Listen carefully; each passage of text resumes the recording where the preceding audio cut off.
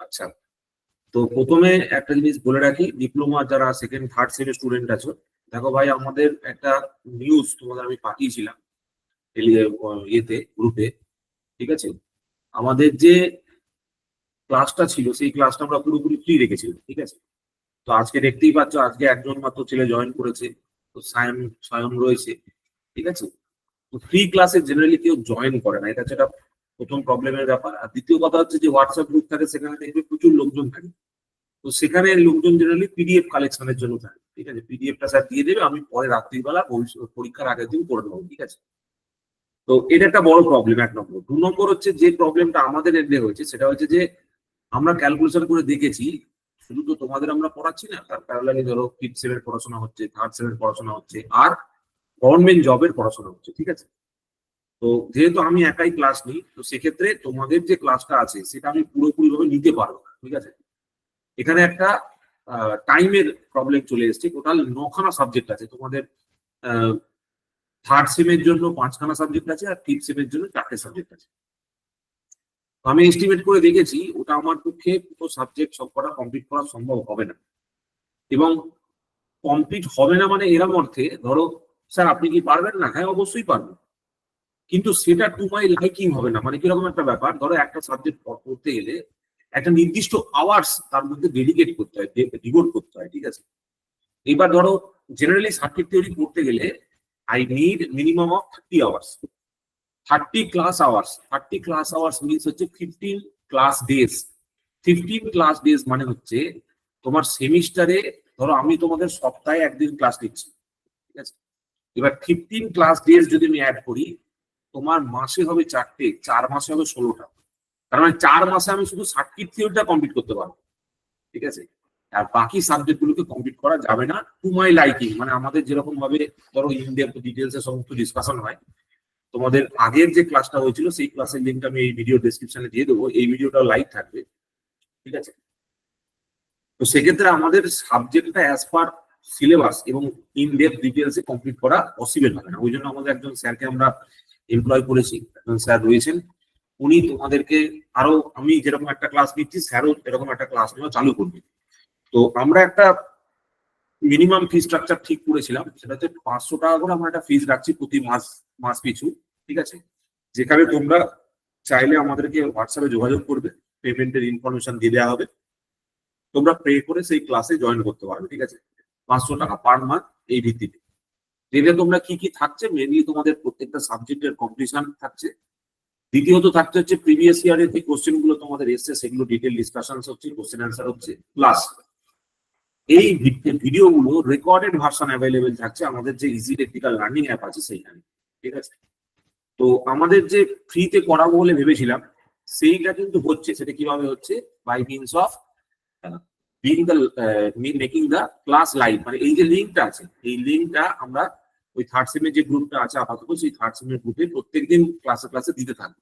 ঠিক আছে, আর ডেলি বেসিসে এরপর স্যার যখন জয়েন করবে তখন ডেলি বেসিসে তোমাদের কিন্তু ক্লাসেস হতে থাকবে। ঠিক আছে, একটা থার্ড সেমের ক্লাস হবে, একটা ফিফথ সেমের ক্লাস অন ডেলি বেসিস হতে থাকবে একটা করে।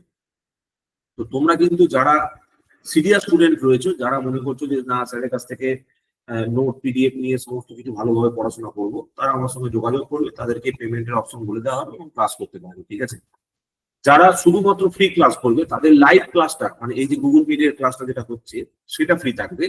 পিডিএফ আর রেকর্ডিংটা আমরা দিচ্ছি না আপাতত, পিডিএফ আর রেকর্ডিংটা আপাতত হোল্ড করে রাখছি। ঠিক আছে, আমাদের যারা ধরো পে করবে তাদেরকে তো কিছু একটা ফেসিলিটি দিতে হবে, তার উপর ধরো এরকম অ্যাটেন্ডেন্স কম থাকছে। ঠিক আছে, তো সব দিক থেকে তাকিয়ে আমরা ঠিক করেছি। এবার তোমাদের যাদের পক্ষে সম্ভব হবে তারা জয়েন করবে, আদারওয়াইজ এই যে লাইভ ক্লাসটা সেটা কিন্তু ফ্রি থাকবে। আর এই ভিডিওটা থার্ড সেমের জন্য, এর আগে যে ফিফথ সেমের ক্লাসটা হয়েছে সেই ক্লাসটার ভিডিওটা আমরা ইউটিউবে আপাতত লাইভ রাখবো।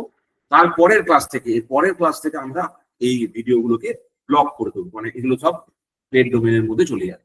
ঠিক আছে, তখন আর সেটাকে লাইভ তুমি দেখতে পারবে না বা ইউটিউব থেকে দেখা যাবে না। ঠিক আছে, তো আমাদের একটু সাপোর্ট করো, কারণ আমরা একটা নতুন ফিল্ডের দিকে এগোচ্ছি, ফিল্ডের দিকে আমরা নিয়ে যাচ্ছি, কারণ আমাদের ডিপ্লোমার ছিল না কোনো ক্লাস। ঠিক আছে, আমরা ডিপ্লোমার ক্লাসটা চালু করছি, আশা করি তোমাদের ভালো লাগবে। ঠিক আছে, তোমাদের ক্লাস করে অনেক কিছু বুঝতেও পারবে, শিখতেও পারবে। ঠিক আছে, তো এই হয়ে গেল শুরুর দিকের বেশ কিছু কথা। এবার চলে আসছি আজকের ক্লাসে। আজকে যেহেতু একজন জয়েন করেছে সেই জন্য আমরা আগের দিনে আমি ডিসি জেনারেটর শুরু করেছিলাম, ঠিক আছে? তো সেই ডিসি জেনারেটরই আমি একটু কন্টিনিউয়েশন করছি, ঠিক আছে? বাদ বাকি যখন ছেলেরা যখন আরো জয়েন করবে তখন আমি ফার্দার এটাকে আরো ডিসকাশন করব, ঠিক আছে?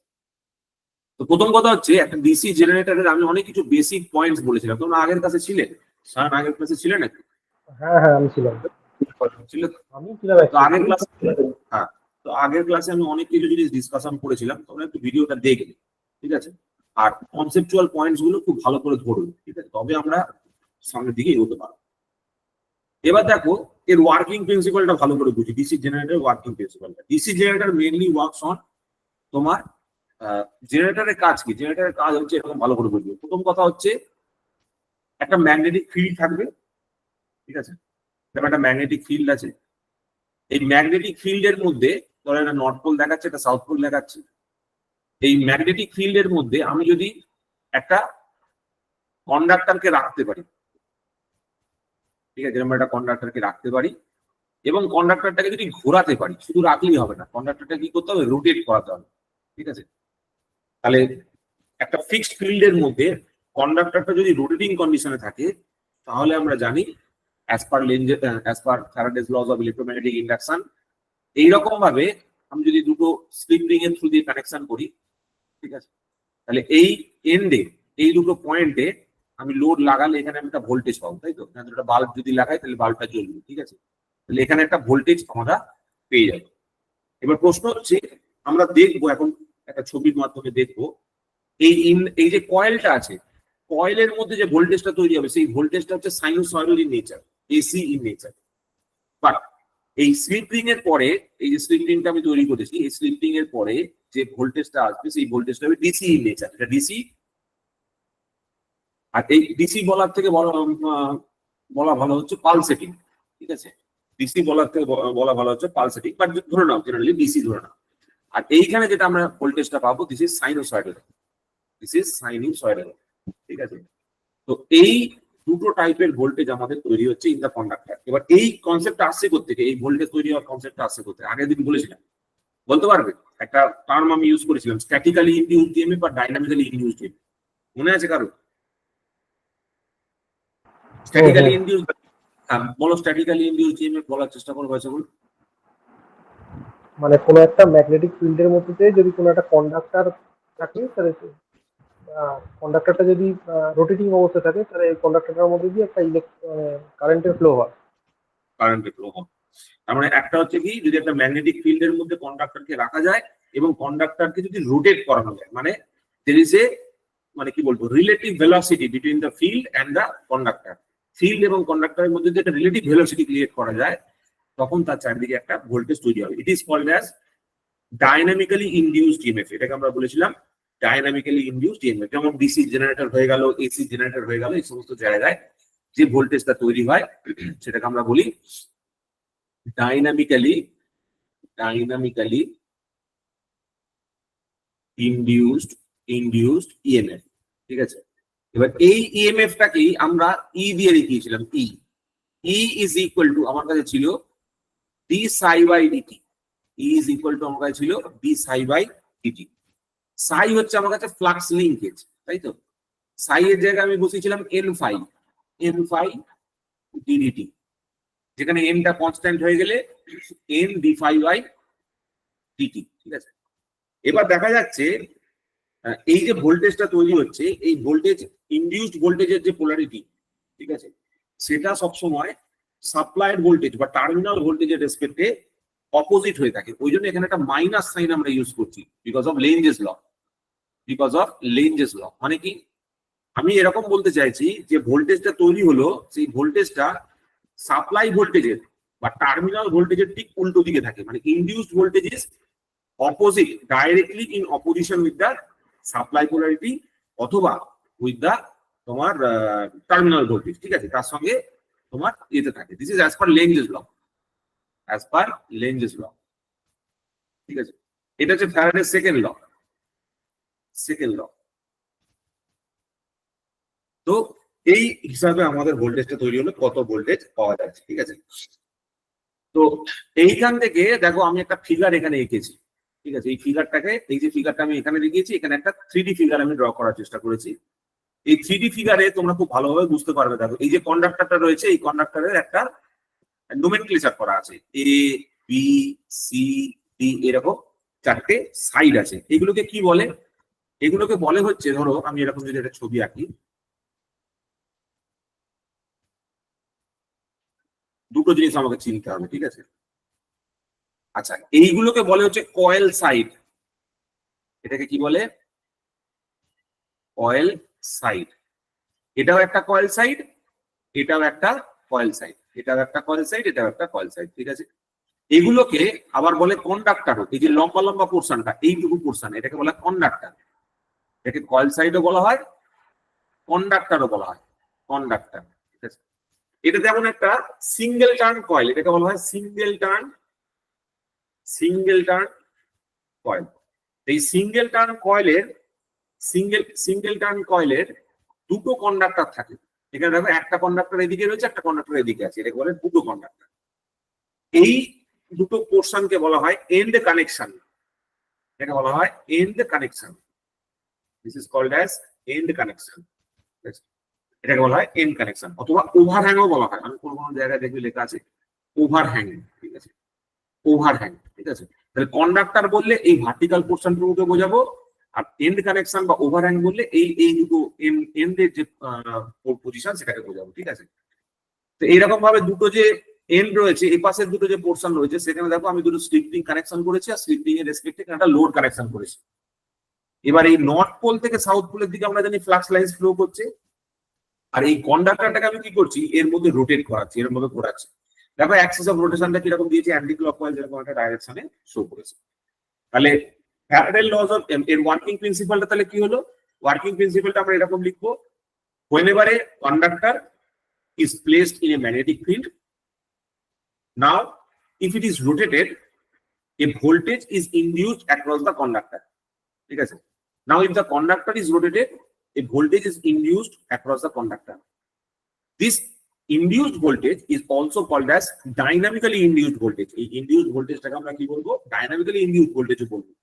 And the value of this induced voltage is determined from, এর ভ্যালু যেটা বার করবো, that is determined from আমাদের Faraday's laws of electromagnetic induction, and specifically from second law of Faraday law of second, যে second লটা থেকে আমরা পাচ্ছি, ঠিক আছে? Faraday law of second, ঠিক আছে? সেকেন্ড ল অফ ইয়েতে তার এক্সপ্লেনেশনটা হচ্ছে এত, E is equal to n d phi by dt।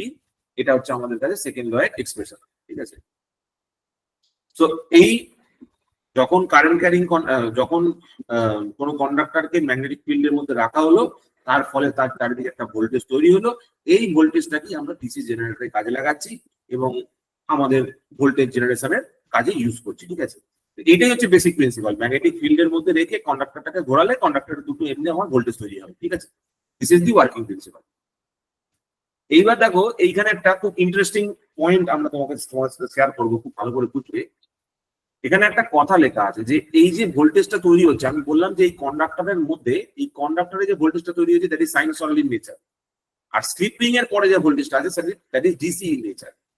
তাহলে এটা আমি সাইনোসয়েডাল কেন বলছি, তার তো কোনো কারণ আছে, এমনি এমনি তো বলছি না। তো এটা বুঝতে গেলে আমাদের দুটো পয়েন্ট আইডেন্টিফাই করতে হবে। পয়েন্ট নাম্বার 1 ইজ, ভালো করে শুনবে, সেটা হচ্ছে দেখো এইখানে একটা কন্ডাক্টরকে দেখানো হয়েছে, ঠিক আছে? একটা সিঙ্গেল কন্ডাক্টরকে এরকম ভাবে, একটা সিঙ্গেল টার্ন কয়েলকে এইভাবে দেখানো হচ্ছে। এটাকে বোঝার একটা সহজ উপায় হচ্ছে, তুমি আমার হাতের দিকে দেখো, আমার ক্যামেরাটার দিকে দেখো। ধরো এইটা হচ্ছে আমার বাঁ হাতটা ধরে নাও একটা যে কোনো নর্থ পোল, আর ডান হাতটা ধরে নাও যে কোনোটা সাউথ পোল। এইবার এই মাঝখানে এইটাকে ধরে নাও কন্ডাক্টর, এটা হচ্ছে আমার হাতের ঠিক মিডলে এইভাবে রাখা আছে, ঠিক আছে? তাহলে হাতের ঠিক মিডলে রাখা আছে, তাহলে এই ছবিটা অনুযায়ী আমি কি দেখতে পাচ্ছি, এটা যদি নর্থ পোল হয়, ধরো না ডান হাতটা নর্থ পোল, এটা বাঁ হাতটা সাউথ পোল, তাহলে নর্থ পোল থেকে সমস্ত ফ্লাক্স লাইন বেরোচ্ছে আর পুরো কন্ডাক্টরের ক্রস সেকশন বরাবর ফ্লো হয়ে চলে যাচ্ছে, ঠিক আছে? এইবার দেখো যদি আমি এটাকে এইভাবে রাখি, তাহলে সমস্ত ফ্লাক্স কি কন্ডাক্টরকে লিংক করলো? না, করলো যদি না। করলো না। তার মানে উপর দিয়ে কিছুটা বাইপাস হয়ে চলে গেল, নিচ দিয়ে কিছুটা বাইপাস হয়ে চলে গেল, ঠিক আছে? এইরকম যে পজিশনটা আছে, এই যে ভার্টিক্যাল যে পজিশনটা আছে, ভার্টিক্যাল পজিশনটা কি হচ্ছে, ম্যাক্সিমাম ফ্লাক্স লিঙ্কেজ, মানে ম্যাক্সিমাম ফ্লাক্স নর্থ পোল থেকে সাউথ পোলের দিকে যাওয়ার পথে এই কন্ডাক্টরের সঙ্গে লিঙ্ক করতে পারলো। কিন্তু যখন এরকম হরিজন্টাল পজিশনে চলে এলো, তখন নর্থ পোল থেকে সাউথ পোলের দিকে যাওয়ার পথে পুরো ফ্লাক্সটা কিন্তু লিঙ্ক করতে পারলো না। Point number 1। পয়েন্ট নাম্বার 2 যেটা আমার মনে রাখতে হবে সেটা হচ্ছে যে কন্ডিশনে, আবার বলছি, যে কন্ডিশনে ফ্লাক্স লিঙ্কেজ ইজ ম্যাক্সিমাম, আবার বলছি, যে কন্ডিশনে flux linkage is maximum, rate of change of flux linkage is minimum. যেখানে ফ্লাক্স লিঙ্কেজ বেশি হচ্ছে সেখানে তার rate of change of flux linkage is minimum.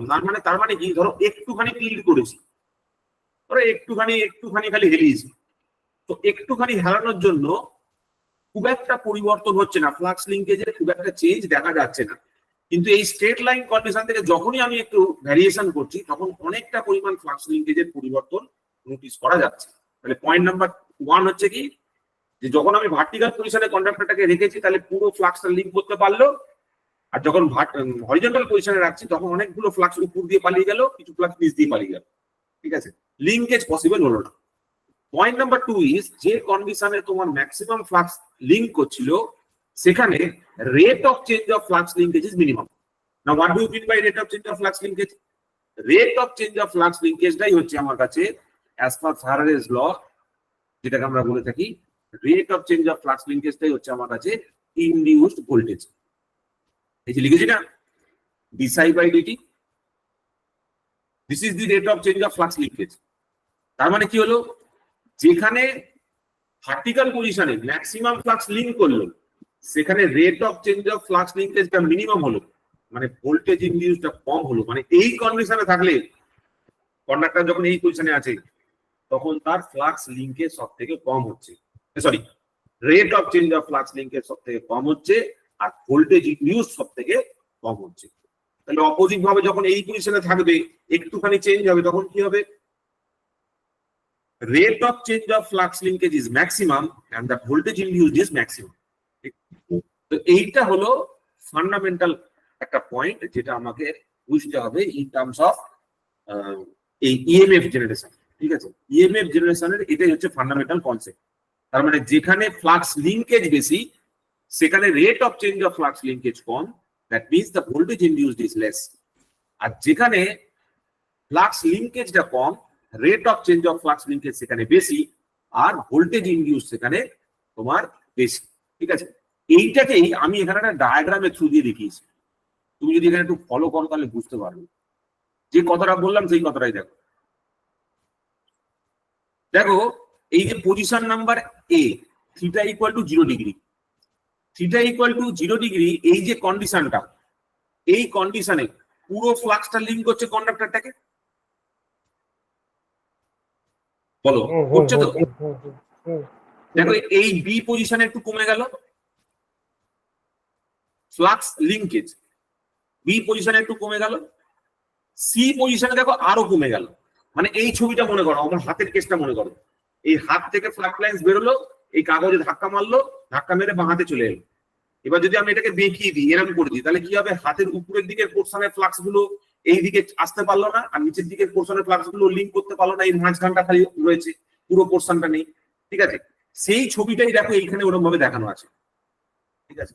তার মানে এই কন্ডিশনটাতে ফ্লাক্স লিঙ্কেজ ইজ ম্যাক্সিমাম। তাহলে ফ্লাক্স লিঙ্কেজ ম্যাক্সিমাম হলে rate of change of flux linkage কি হবে, মিনিমাম, মিনিমাম হবে, মিনিমাম। তার মানে ভোল্টেজ কি হবে, ভোল্টেজ ইনডিউস হবে, ম্যাক্সিমাম ভোল্টেজ ভোল্টেজ মিনিমাম হবে। তার মানে দেখো তুমি এই যে ছবিটা দেখতে পাচ্ছ, এই ছবিতে দেখো ইএমএফ এর কার্ভটা ড্র করা আছে।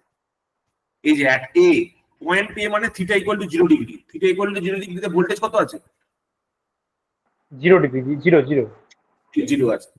ঠিক সেম ভাবে তুমি যদি পজিশন সি তে চলে যাও, এখানে কি হচ্ছে, ফ্লাক্স, হ্যাঁ, থিটা ইকুয়াল টু 90 ডিগ্রিতে কি হচ্ছে, ফ্লাক্স ইজ মিনিমাম, এই সরি, হ্যাঁ হ্যাঁ, ফ্লাক্স ইজ মিনিমাম। তাহলে rate of change of flux linkage is maximum, voltage is maximum. দেখো theta equal to pi by 2 তে কত হচ্ছে, ম্যাক্সিমাম হচ্ছে, ম্যাক্সিমাম হচ্ছে।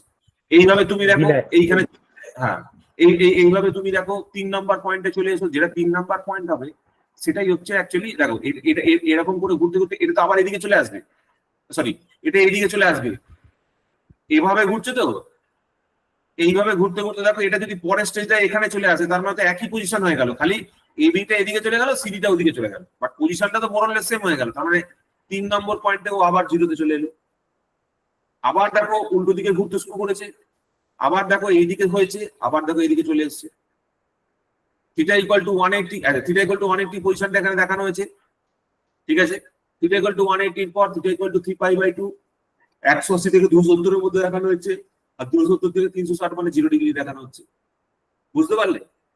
So there is a continuous change in the flux linkage. তার মানে যদি there is a continuous change in the voltage induced, এখানে কম এখানে বেশি, এখানে কম এখানে বেশি হচ্ছে কি হচ্ছে না, দেখো বুঝতে পারলে কি বললাম? 0-তে কম, 90-তে বেশি, 180-তে কম, আবার 270-এ বেশি, আবার 360-এ তোমার 0, ঠিক আছে। তাহলে এই কম বেশি ব্যাপারটাকেই তোমরা সাইনোসয়েডাল বলি, তাই না? এটাকেই তো আমরা অল্টারনেটিং বলি, তাই না? তো এই যে ভোল্টেজটা কোথায় তৈরি হচ্ছে, এই ভোল্টেজটা তৈরি হচ্ছে এই কন্ডাক্টরটা, এই কন্ডাক্টর সেগমেন্টটাতে, মানে এই পর্যন্ত মানে তোমার স্লিপ রিং এর আগে পর্যন্ত। কিন্তু স্লিপ রিং এর পরে কি হচ্ছে, that is getting converted into DC. এবার প্রশ্ন হচ্ছে কনভার্ট হচ্ছে কি করে? এইটাকে বলা হয় মেকানিক্যাল রেকটিফায়ার। এটা যদি তুমি মাল্টিপল সার্কিট চেক করে দেখো তখন বুঝতে পারবে যেভাবেই কারেন্টের ফ্লোটা এইখানে হোক না কেন, আলটিমেটলি এখানে কারেন্টের ফ্লোটা মানে লোডের থ্রু দিয়ে কারেন্টের যে ফ্লোটা সেটা সবসময় এই বরাবর থাকছে, সবসময় উপর থেকে নিচের দিকে থাকছে। এটা আমরা আরেকটু যখন কমিউনিকেশন করবো আরো ভালোভাবে বোঝা যাবে যে কিভাবে এটা একই দিকে থাকছে। তুমি আপাতত ধরে নাও যে এখান থেকে সেটা একই দিকে থাকবে। ডিউ টু রেক্টিফিকেশন প্রসেস এর আউটপুটে তোমার কি ওয়েভফর্ম থাকবে, আউটপুটে তোমার ডিসি ওয়েভফর্ম বা পালসেটিং ওয়েভফর্ম থাকবে। পিওরলি ডিসি তো বলা যায় না, পালসেটিং ইন নেচার থাকবে। মানে ধরো তুমি এই যে আউটপুটটা পেলে, এটা তো আউটপুট, এটা তো ইএমএফ, এইটাকে তুমি যদি রেক্টিফিকেশন করো তাহলে কি হবে? এর রেক্টিফিকেশন আউটপুটটা এরকম আসবে, এটাকে রেক্টিফাই করলে এরকম একটা কিছু পাবে।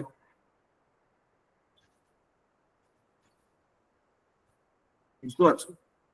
তাহলে এটাকে কি তুমি ডিসি বলতে পারবে? বুঝতে পারলে? এটা এটা তো ডিসি বলা যাবে না, এটা পালসেটিং ডিসি বলা হবে, পালসেটিং ডিসি বলা হবে। It is not a pure DC. আচ্ছা এইখানে দেখো এই মাঝখানে একটা গ্যাপ আছে, দেখতে পাচ্ছ তো? মাঝখানে গ্যাপটাতে তোমার ফ্লাক্সের পরিমাণ কম, ফ্লাক্সের পরিমাণটা কম যেখানে, সেখানে দূর করার জন্য এখানে আমরা ইন্টারপোল ইউজ করে থাকি, আমরা পরে পড়বো, ঠিক আছে। এখানে ছোট ছোট ফিলার পোল বা ইন্টারপোল ইউজ করা হয়, ইন্টারপোল ইউজ করা হয়, দিস ইজ ইন্টারপোল। ইন্টারপোল কেন ইউজ করা হয়? তার কারণ হচ্ছে যাতে এই যে ফ্লাক্স ওয়েভফর্মটা তৈরি হয়েছে, এই ফ্লাক্সের যে এই যে ডিস্টরশনটা তৈরি হয়েছে, এই ডিস্টরশনটা স্মুথ হয়, ঠিক আছে। মানে এটা প্রপার সাইন ওয়েভ যাতে ক্রিয়েট হয়, আউটপুট ভোল্টেজ যাতে প্রপারলি সাইনোসয়েডাল হয়, তো সেক্ষেত্রে আমাদের দুটো মেন পোলের মাঝখানে একটা ইন্টারপোলও প্লেস করতে হবে। সম্বন্ধে পরে আমরা আবার ডিটেলসে পড়ব। এবার দেখো একটা কনস্ট্রাকশনাল পয়েন্ট অফ ভিউতে একটা ছবি দেখানো হয়েছে। এই ছবিটা তোমরা একবারে দেখো, যেটা বলছি ভালো করে শুনো। কনস্ট্রাকশনাল পয়েন্ট অফ ভিউ থেকে এসি মেশিনের 3টে পার্ট থাকে। একটা হচ্ছে আমরা বলি আর্মেচার, 1 নম্বর। 2 নম্বর বলি ফিল্ড সিস্টেম, 2 নম্বর বলি ফিল্ড সিস্টেম। 3 নম্বর বলি commutator and brush gear, commutator and brush gear. এই 3টে মেজর সিস্টেম থাকে একটা ডিসি মেশিনের মধ্যে। এবার আর্মেচার কোনটা? আর্মেচার হচ্ছে এই মাঝের যে সার্কুলার যে পোর্শনটা দেখতে পাচ্ছ, এই যে মাঝের যে সার্কুলার পোর্শনটা দেখতে পাচ্ছ, দিস মাঝের circular portion is called as armature, ঠিক আছে। ফিল্ড সিস্টেম কোনটা? কেউ বলতে পারবে ফিল্ড সিস্টেম কোনটা? বলো ভাই সকল, ফিল্ড সিস্টেম কোনটা বলতে পারবে? কারোর আইডিয়া আছে? কখনো এর আগে ক্লাসে দেখেছো? কোনো ক্লাস হয়েছে তোমাদের?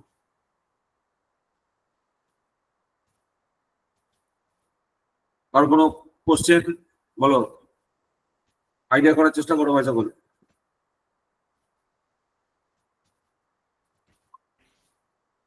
বলতে চেষ্টা করতে হবে তো। কোনটাকে বলে ফিল্ড সিস্টেম? ফিল্ড সিস্টেম বলে হচ্ছে এই যে এই পোলটাকে, this is called as pole. এইটাকে আমরা বলি পোল, ঠিক আছে? এই যে এই পোর্শনটা, এই পুরো পোর্শনটা হচ্ছে পোল। স্যার শুধু পোল নিয়ে ফিল্ড সিস্টেম না, পোল আছে, পোলের পর তার ওয়াইন্ডিং আছে, তারপরে তার ইয়ক আছে, এইগুলো সমস্ত কিছু হচ্ছে পোল ফিল্ড সিস্টেমের পোর্শন, ঠিক আছে?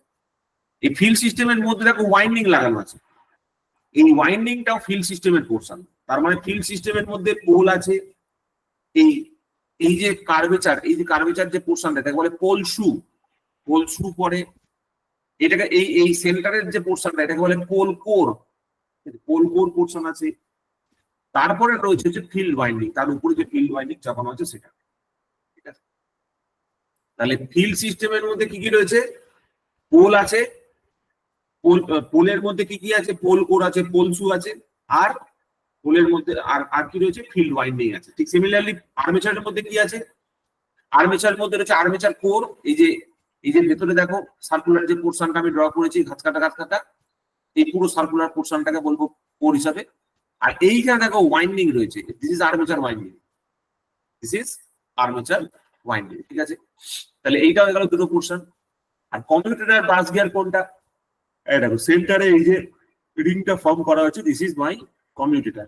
আর এই কমিউটেটরের উপরে দেখো ব্রাশ লাগানো আছে, দিস ইজ ব্রাশ, দেখো দিস ইজ ব্রাশ লেখা আছে, ব্রাশ, দেখতে পাচ্ছ? এই যে পোর্শনটা এটা হচ্ছে আমার কাছে ব্রাশের মধ্যে চলে গেল, ঠিক আছে?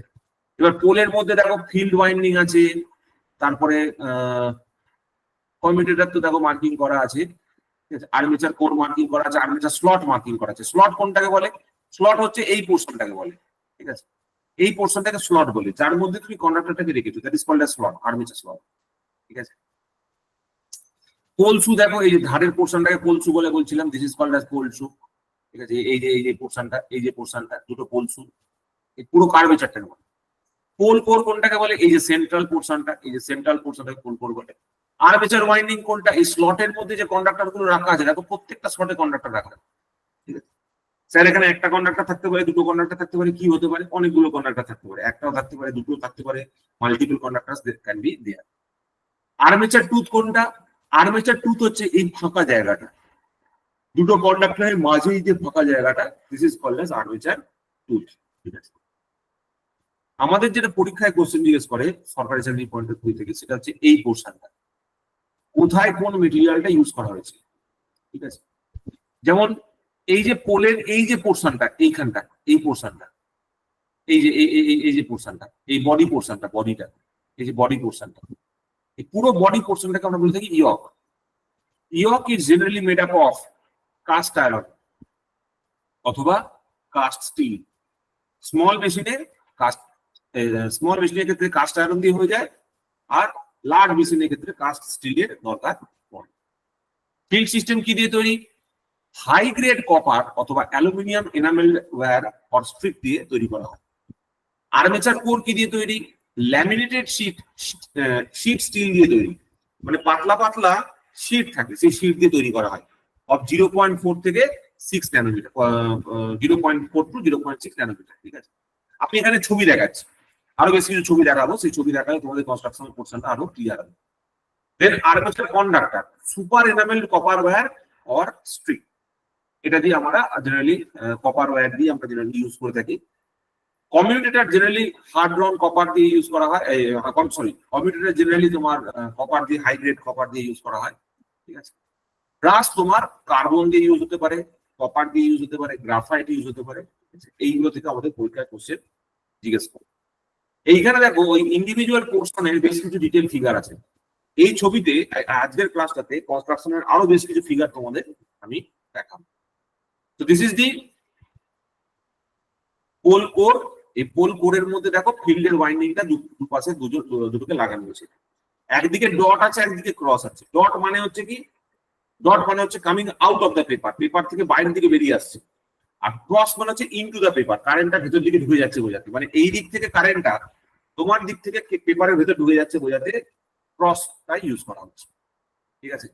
এইখানে দেখো আর্মেচারের টিথ কে মার্কিং করা আছে, কোনগুলোকে টিথ বলে, কোনটাকে পোলশু বলে, ইউজফুল ফ্লাক্স কোনটা, লিকেজ ফ্লাক্স কোনটা, সেগুলো সব দেখানো হচ্ছে। ঠিক আছে, ইউজফুল ফ্লাক্স কোনটা, যেটা নর্থ পোল, যেটা সাউথ পোল থেকে বেরোলো, কোরের মধ্যে দিয়ে ঢুকলো, সাউথ পোলে গেল, সরি নর্থ পোল থেকে বেরোলো, বেরিয়ে কোরের মধ্যে দিয়ে গিয়ে সাউথ পোলে গেল, that is called as useful flux. আর লিকেজ ফ্লাক্স কোনটা, যেটা এই আর্মেচারের কোরের বাইরে দিয়ে বেরিয়ে গেল, যেটা আর্মেচার কোরের সাথে লিঙ্ক করলো না, that is called as leakage flux. ঠিক আছে, এইখানে দেখো ওই ওয়াইন্ডিং এর, এই যে ফিল্ড ওয়াইন্ডিং যেটা রয়েছে তার একটা ছবি দেওয়া আছে। এই যে কোর রয়েছে, কোরের উপর পোলশু আছে, পোলশুর উপর লিড রয়েছে, এই লিডের মধ্যে ফিল্ড কয়েল মতো আমি এভাবে প্লেস করে রেখেছি, ছবির মধ্যে দেখাচ্ছে। আরো ছবি দেখাবো, তখন দেখবো আরো ক্লিয়ার হবে। এখানে দেখো কমিউটেটরের ছবিটা দেখানো আছে, কন্ডাক্টর গুলো কোথায় আছে সেটা দেখানো আছে, কোনটাকে কোর পোর্শন বলে, কোনটাকে রোটর শ্যাফট বলে, সেটা দেখানো আছে। এইরকম দেখো, এটা হচ্ছে স্লট, এইখানে একটা কি রয়েছে, কি দিয়ে এই শ্যাফটের সঙ্গে এই আর্মেচারটাকে আমরা পাঞ্চ করে থাকি, রেখে থাকি। হোল ফর দ্য শ্যাফট, শ্যাফটের জন্য একটা হোল করা আছে, এটা একটা হোল, এর মধ্যে দিয়ে আমরা শ্যাফটটাকে প্লেস করতে হবে। শ্যাফট মানে কোনটা আমি দেখাচ্ছি, সেটা অ্যাকচুয়ালি রোটেট করতে ঘুরবে। এইটা হচ্ছে একটা কমিউটেটরের রিডিং। ঠিক আছে, এটা হচ্ছে কমিউটেটর রিংটা, এটা হচ্ছে ব্রাশ হোল্ডার এবং ব্রাশের যে পজিশন সেইটা। তারপর একটা কনস্ট্রাকশনাল পিকচার দেখো, আমাদের ফুল কোর্সের ক্লাসের একটা পিডিএফ তোমাদের দেখাই, সেখান থেকে তোমাদের অনেকটা আইডিয়া হবে।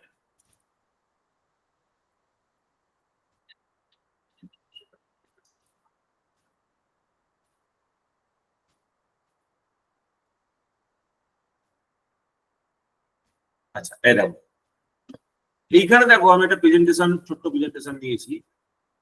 এই প্রেজেন্টেশনটা থেকে ওই যে এইখানে কন্ডাক্টরটা রোটেট করছে এবং সেই রোটেট করার জন্য কিভাবে ভোল্টেজ প্রডিউস হচ্ছে এবং কারেন্টের ফ্লোটা হচ্ছে, সেটা একটা ছোট্ট গ্রাফিক্যাল রিপ্রেজেন্টেশন দিয়ে দেখো দেখানো আছে। আচ্ছা, কিভাবে কন্ডাক্টরটা রোটেট করছে, রোটেট করার জন্য ভোল্টেজ তৈরি হচ্ছে এবং কারেন্ট ফ্লো হচ্ছে। ভেরি সিম্পল, যে জিনিসটা তোমাদের বললাম সেখানে এখানে এরকম ভাবে ছবি করে দেখানো আছে। এটা হচ্ছে একটা সিম্পল ফিগার। ঠিক আছে, আবার দেখো সেম সিস্টেম দেখানো আছে, কোথায় রোটর কোর, এইটা হচ্ছে তোমার রোটর কয়েল। ঠিক আছে, সরি, এটা হচ্ছে আর্মেচার, এটা হচ্ছে স্টেটর। স্টেটরের ভেতরে দেখো রোটর আছে, রোটরের মধ্যে দেখো কয়েলটাকে মাঠ করা আছে। ঠিক আছে, এটা হচ্ছে ব্রাশ, এটা হচ্ছে কমিউটেটর, কমিউটেটরটা ঘুরছে, কমিউটেটরের উপর ব্রাশটাকে এইভাবে প্লেস করা আছে। দিস ইজ দি শ্যাফট, শ্যাফটটা কিন্তু ঘুরছে, স্টেশনারি নয় কিন্তু। আবার দেখো এইখানে একটা ছবি আছে, এই ছবিটা দেখাচ্ছে কিভাবে এই মাল্টিপল ছোট ছোট ছোট ছোট যে শীট, সেই শীট গুলো একসাথে জোড়া লাগিয়ে আমি কিভাবে আর্মেচার কোডটাকে তৈরি করেছি, সরি স্টেটর কোডটাকে তৈরি করেছি, তোমার ফিল্ড কোডটাকে তৈরি করেছি। ইয়ক যে পোর্শনটা বলে, দেখো ইয়কটা কিরকম খুলে যাচ্ছে, ছোট ছোট স্লট দিয়ে ইয়কটা পুরোপুরি তৈরি করা হয়েছে, তার মধ্যে নিচে তোমার ওয়াইন্ডিংটাকে দেখানো হচ্ছে, আর্মেচার ওয়াইন্ডিংটা রয়েছে। দেখো this is the armature, this is the armature winding, this is the field winding, এটা হচ্ছে ফিল্ড ওয়াইন্ডিংটা, আর এই ভেতরটা হচ্ছে আর্মেচার ওয়াইন্ডিং। ঠিক আছে, আর এটা বাইরেটা আর্মেচারটাই তো রোটেট করছে। হ্যাঁ, রোটরটা আর্মেচারটাই তো অ্যাকচুয়ালি, আর্মেচারটাই হচ্ছে রোটর, এই যে ভিতরের পোর্শনটা, এই ভিতরের পোর্শনটা এটাই রোটেট করছে। দেখো এই ছবিটা দেখো, এই বাইরেটা হচ্ছে ইয়ক পোর্শনটা, এর মধ্যে ফিল্ড সিস্টেমটা রয়েছে, আর এইটা হচ্ছে ভেতরের আর্মেচারটা, এটা রোটেট করছে। এটা হচ্ছে ভেতরের আর্মেচারটা, এটা এখানে আর্মেচারটাকে স্ট্যাটিক দেখানো আছে, তার কারণ হচ্ছে আমি এখানে উপরের যে ইয়কটা আছে সেটা যে স্ট্যাম্পিং দিয়ে তৈরি করা হচ্ছে, ছোট ছোট ছোট ছোট স্ট্যাম্পিং দিয়ে, সেটা বোঝানোর জন্য এই ফিগারটা আছে। মানে পাতলা পাতলা শীট স্টিল দিয়ে, বললাম না যে পাতলা পাতলা শীট স্টিল দিয়ে তৈরি করা হয়েছে, সেইটা এখানে বোঝা যাচ্ছে। আরো ছবি আছে।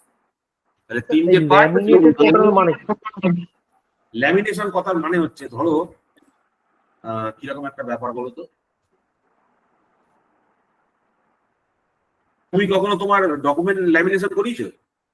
হ্যাঁ হ্যাঁ হ্যাঁ, ডকুমেন্ট ল্যামিনেশন করানোর পারপাসটা কি? ধরো তোমার যে পেপারটা আছে সেই পেপারটা যাতে নষ্ট না হয়ে যায়, ওই জন্য তার চারিদিকে একটা প্লাস্টিকের ধরো থিন লেয়ার করে ফিল দাও, ওটাই তো ল্যামিনেশন। ঠিক সেম জিনিসটা ধরো একটা স্টিলের কনস্ট্রাকশন আছে, একটা স্টিল তোমার মেটেরিয়াল রয়েছে, সেই স্টিলের একটা স্ট্রাকচারের উপর তুমি ভার্নিশ কোটিং করেছো। ভার্নিশ মানে হচ্ছে এক ধরনের মেটেরিয়াল যার মধ্যে এরকম ডিপিং করা হয়, মানে ডিপ করলে ওর মধ্যে যদি ডোবানো হয় তাহলে ওর চারিদিকে একটা লেয়ার তৈরি হয়। ঠিক similar to your this lamination, যেটা তোমরা বইতে পড়ে ইয়েতে পড়েছো। ওখানে যেমন প্লাস্টিকের ল্যামিনেশনটা পরিষ্কার ভাবে বোঝা যায়, ওখানেও ঠিক ল্যামিনেট করার পরে ওই কোর মেটেরিয়ালের চারিদিকে ওই লেয়ারটা পড়ে যায়, ভার্নিশের যে লেয়ারটা, সেই লেয়ারটা পড়ে যায়, ওটা কি বলা হয় ল্যামিনেশন। ঠিক আছে, আর এগুলোকে থিন শিটস অফ ল্যামিনেশন বলা হচ্ছে। থিন শিট মানে হচ্ছে ছোট ছোট টুকরো টুকরো শিট দিয়ে। প্রথম কথা হচ্ছে শিট মানে হচ্ছে পাতলা পাতিটা। সেই পাতলা পাতিটা যখন আমি ভার্নিশের মধ্যে ডোবাচ্ছি তখন সেটা হয়ে যাচ্ছে ল্যামিনেশন, শিটের উপর ল্যামিনেশন পড়লো। এবার ওই শিট উইথ ল্যামিনেশন সেটা যখন একসাথে কোলাজ করছি তখন তৈরি হচ্ছে রিঅক্টা। শিটটা হচ্ছে একটা মেটালের পাতলা মতো শিট, মানে পাতলা মতো পার্ট। যেমন তুমি শিট মানে এখানে কি বুঝবে, ধরো ধরো ধরো এই যে আমার জলের বোতলটা আছে, জলের বোতলটা অ্যাকচুয়ালি কি একটা একটা তো স্টিলের শিট ছিল, সেটাকে মোল্ড করে তো এরকম করে ঘুরিয়ে তো তৈরি করা হয়েছে, দ্যাট ইজ শিট। এবার শিটের উপর ধরো আমি এর উপর বিভিন্ন কালার করেছি বা কোনো কিছুর উপর ডুবিয়েছি, তাহলে এর উপর যাতে একটা লেয়ার তৈরি হয়ে যাবে, ওই লেয়ারটা হচ্ছে আমার কাছে ল্যামিনেশন। ওই লেয়ার তৈরি করাটাকে আমরা বলি ল্যামিনেশন। ঠিক আছে, তাহলে তিনটে পার্ট হয়ে গেল। ফিল্ড সিস্টেমের তিনটে পার্ট, একটা হচ্ছে মেন পোল, একটা হচ্ছে ফ্রেম, একটা হচ্ছে ইন্টারপোল। ইন্টারপোলটা কিরকম ভাবে কানেকশন করা হয়, is in connected in series with the আর্মেচারের সাথে সিরিজে কানেকশন করা হয়, এটা বলবো। এবার কোনটা কি দিয়ে তৈরি দেখো, এখানেও মেটেরিয়াল গুলো লেখা রয়েছে। ফ্রেম তৈরি হয় কাস্ট স্টিল দিয়ে, মেন পোল তৈরি হয় শীট স্টিল দিয়ে, ইন্টারপোল তৈরি হয় ল্যামিনেটেড লো কার্বন স্টিল দিয়ে। ঠিক আছে, এগুলো সব অবজেক্টিভ কোশ্চেন পরীক্ষায় আসে। আর্মেচার যে মেটেরিয়ালটা তার দুটো পোর্শন থাকে, একটা বলে আর্মেচার কোর উইথ স্লট, একটা বলা হচ্ছে আর্মেচার ওয়াইন্ডিং ইন স্লটস। একটা হচ্ছে কোর, আর্মেচার কোর, আর যার উপর তুমি ওয়াইন্ডিংটা চাপাচ্ছ। জেনারেলি লো লস সিলিকন স্টিল দিয়ে এটাকে তৈরি করা হয়। ঠিক আছে, এটা একটা পোলের ছবি, আর সেই পোলের মাথায় দেখো ওয়াইন্ডিংটা চাপানো আছে। এটা পোলের সাইজে চ্যামফারিং করা আছে। চ্যামফারিং মানে হচ্ছে দেখবে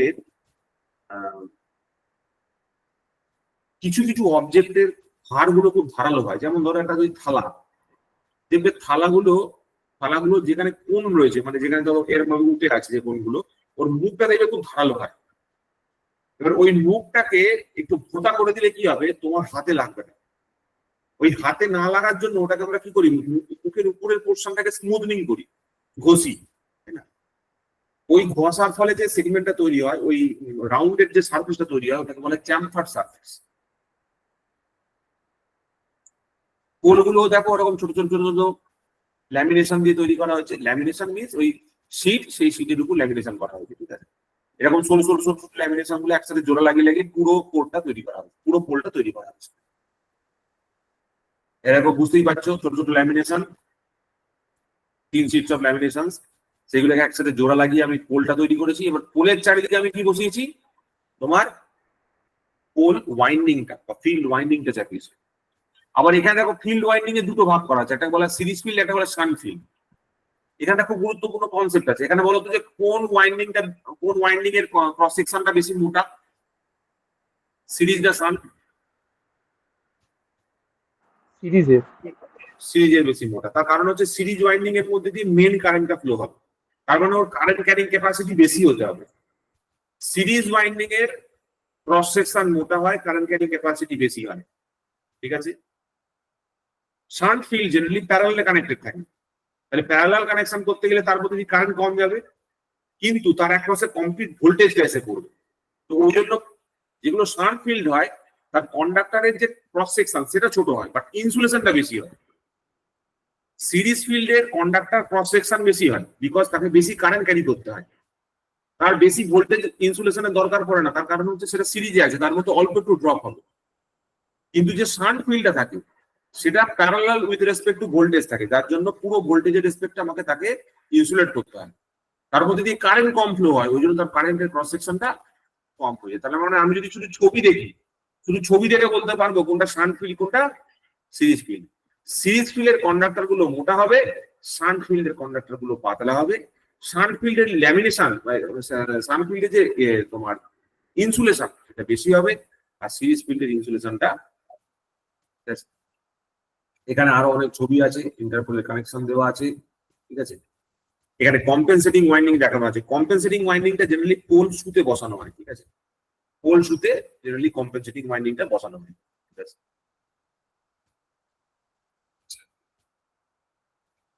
এখানে দেখো আর্মেচারের ক্রস সেকশন সম্বন্ধে বলা রয়েছে, আর্মেচারের ডিটেলস সব দেওয়া আছে, এই থ্রেড গুলো দেখানো আছে, এর মধ্যে আমি কন্ডাক্টর গুলো বসিয়েছি, this is the armature teeth, ঠিক আছে। সেই আর্মেচার টিথ একটা স্পাইডারের থ্রু দিয়ে নিচে আমার যে ব্রাশ আছে, নিচে আমার যে শ্যাফট আছে ওর সাথে কানেক্টেড থাকবে। কিভাবে কানেক্টেড থাকবে আমি পরে দেখাচ্ছি, একটা বড় ছবি আছে তার মধ্যে রয়েছে।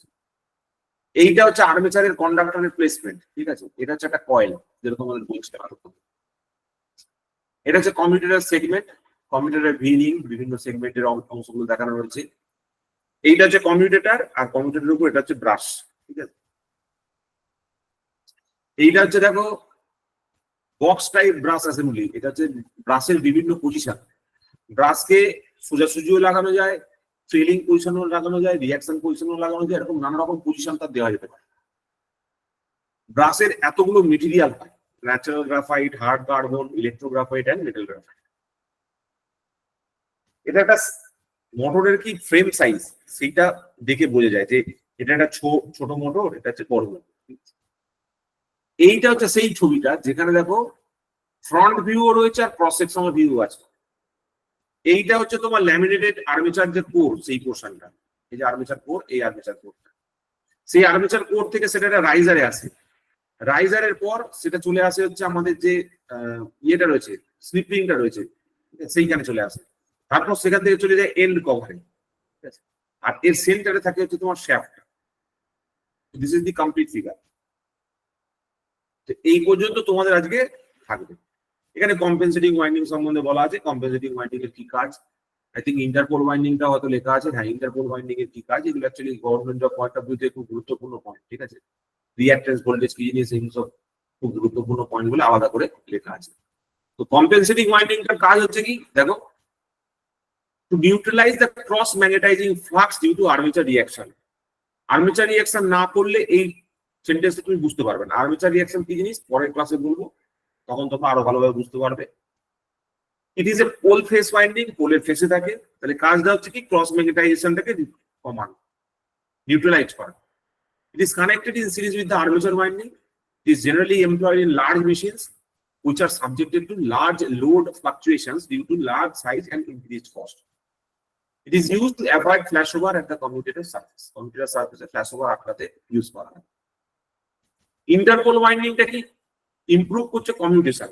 এ কি করলো, আর্মেচার রিঅ্যাকশনের ক্রস ম্যাগনেটাইজিং এফেক্টটাকে নিউট্রালাইজ করলো, মানে আর্মেচার রিঅ্যাকশন কমাতে সাহায্য করলো। কম্পেনসেটিং ওয়াইন্ডিং আর্মেচার রিঅ্যাকশন কমাতে সাহায্য করলো। আর ইন্টারপোল ওয়াইন্ডিং কি করলো, interpole winding to improve the commutation process, commutation প্রসেসটাকে ইমপ্রুভ করলো, ঠিক আছে। Its winding carries the armature current in such a direction that its flux opposes the quadrature axis flux, ঠিক আছে। এটা আমরা পরে বুঝবো যে what is direct Axis, what is quadrature Axis. যেটা প্যারালাল থাকে, লম্বালম্বি যেটা থাকে, এটাকে বলা হয় ডাইরেক্ট অ্যাক্সিস, আর এই বরাবর যেটা থাকে সেটাকে বলা হয় কোয়াড্রেচার অ্যাক্সিস, ঠিক আছে। যেটা ভার্টিক্যাল সেটা হচ্ছে ডাইরেক্ট, যেটা শুয়ে রয়েছে সেটা হচ্ছে কোয়াড্রেচার অ্যাক্সিস, ঠিক আছে। এগুলো সম্বন্ধে আমরা পরে আবার করব। এই পর্যন্ত তোমাদের থাকবে। তোমরা অবশ্যই কনস্ট্রাকশন পোর্শনটা খুব ভালো করে পড়বে, কারণ ডিসি মেশিনের কনস্ট্রাকশন থেকে প্রত্যেকটা বার পরীক্ষায় কোশ্চেন আছে। এর একটা ডিটেলস আইডিয়া আমাদের থাকার খুব দরকার আছে, অবশ্যই এটাকে ভালো করে দেখবে, ঠিক আছে। আর এই পর্যন্ত আমি তোমাদের ক্লাসটা রাখছি। ডিসি মেশিনের কনস্ট্রাকশন পোর্শনটা কমপ্লিট করলাম, পরের দিন এর পরের পোর্শনটাকে নিয়ে চলবো, ঠিক আছে। প্রুফগুলো সব করবো। তো দেখো এইরকম ভাবে আমি যদি প্রত্যেকটা জিনিস ডিটেলসে বলতে বলতে যাই, ইট উইল টেক টাইম, এবং 1 ঘন্টা যদি আমি সময় না দিই তাহলে এই বিষয়গুলোতে অনেক জিনিস বাদ থেকে যাবে।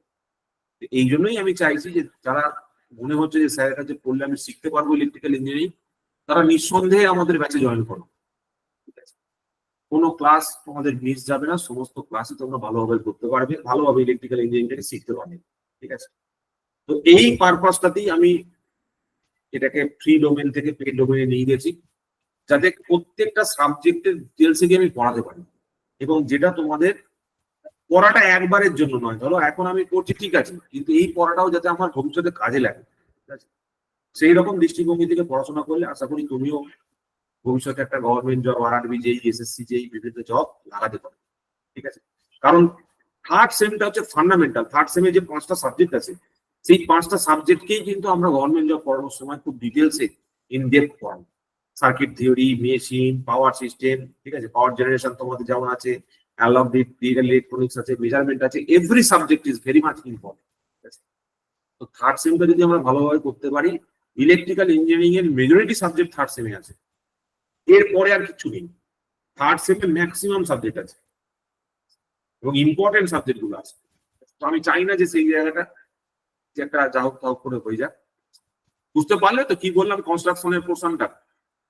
হ্যাঁ স্যার। বড় আছে, মানে এটার জন্য একটু ডেপথ লাগবে, মানে এতগুলো ছবি না দেখালে তুমি কখনো বুঝতে পারবে না যে আর্মেচারটা ঘুরছে না স্টেটারটা ঘুরছে, শ্যাফটটা কি দাঁড়িয়ে আছে না শ্যাফটটা ঘুরছে, ঠিক আছে, এই শ্যাফটের লোকেশনটা অ্যাকচুয়ালি কোথায় আছে, শ্যাফটটা কি ভেসে আছে না মাঝখানে কোনো কনস্ট্রাকশনের মানে কোনো অ্যারেঞ্জমেন্টের সঙ্গে কানেক্টেড রয়েছে। যেমন এই ফিগারটা দেখলে তুমি বুঝতে পারবে, এই ফিগারটা দেখে তুমি বুঝতে পারছো যে এই শ্যাফটটা অ্যাকচুয়ালি এই এন্ড কভার দিয়ে কানেক্টেড হয়ে আছে, ঠিক আছে।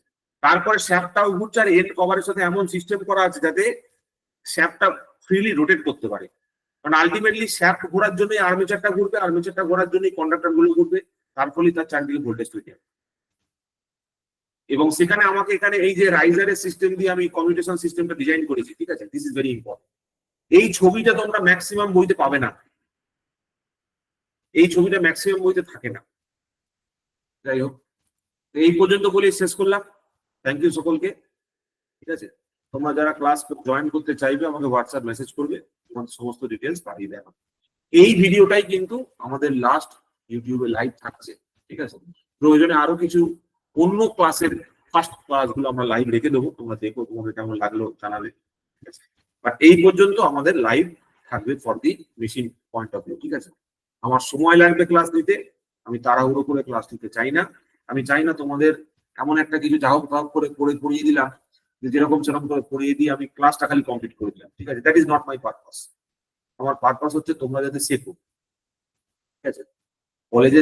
কলেজগুলোর যা অবস্থা এবং সেখানকার লোকজনের যা টেন্ডেন্সি, ঠিক আছে, সেখান থেকে পড়াশোনা কতটা সম্ভব, ঠিক আছে, সেটা তোমরাই ভালো বলতে পারো। আমি সকলকেই বলবো, ঠিক আছে, যারা ক্লাস করছো তারা স্যারেদেরকে চ্যালেঞ্জ করো, স্যারেদেরকে কোশ্চেন করো, আর আমাকে তো অবশ্যই করবে, ঠিক আছে, অবশ্যই করবে, ঠিক আছে। কারণ তোমাদের এটা হচ্ছে শেখার সময়, তোমরা যত ভালোভাবে সাবজেক্টটাকে বুঝবে তত ভালোভাবে তোমরা সামনের দিনে একজন ভালো ইঞ্জিনিয়ার তৈরি হবে, ঠিক আছে।